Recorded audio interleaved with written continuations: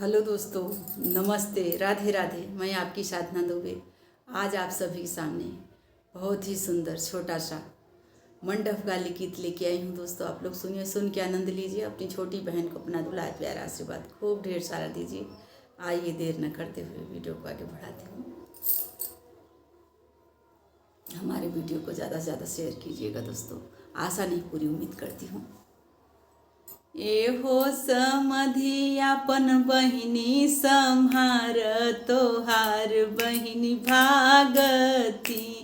अरे एहो समधि अपन बहिनी सम्हार, तोहार बहिनी भागती। भगतई भगत गई ज्ञानपुर बजरिया, भगतई भगत गई गोपीगंज बजरिया। ओत खाथी मोसा समोसा भरोसा धरावती। ओत खाथी मोसा समोसा भरोसा धरावती। ओत खाथी कड़ा के किरौड़ी चिरौरी करावथी। ओत खाथी कड़ा के किरौरी चिरौरी करावथी। ओत खाथी तासा बतासा तमाशा देखावथी।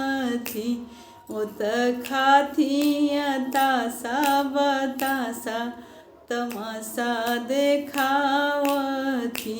ओत चाथी जरिया बजरिया नजरिया लड़ावथी। ओत जाथी जरिया बजरिया नजरिया लड़ावती। एहो भसुरु अपन बहिनी सम्हार, तोहार बहिनी भागती। एहो भसुरु अपन बहिनी सम्हार, तोहार बहिनी भागती। भगतई भगत गई गोपीगंज बजरिया, भगतई भगत गई ज्ञानपुर बजरिया। ओत खाथी तासा बतासा तमाशा देखावथी। ओत खाथी तासा बतासा तमाशा देखावथी। ओत जाथी जरिया बजरिया नजरिया लड़ावती। ओत खाथी कड़ा के किरौड़ी चिरौरी करावथी। ओत खाथी कड़ा के किरौरी चिरौरी करावथी। ओत खाथी मोसा समोसा भरोसा धरावथी। ओत खाथी मोसा समोसा भरोसा धरावती।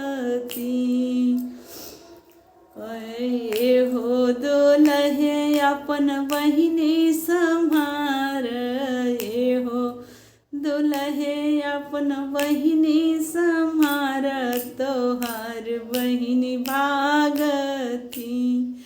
भगतई भगत गई ज्ञानपुर बजरिया, भगतई भगत गई गोपीगंज बजरिया। ओत खाथी तासा बतासा तमाशा देखावथी।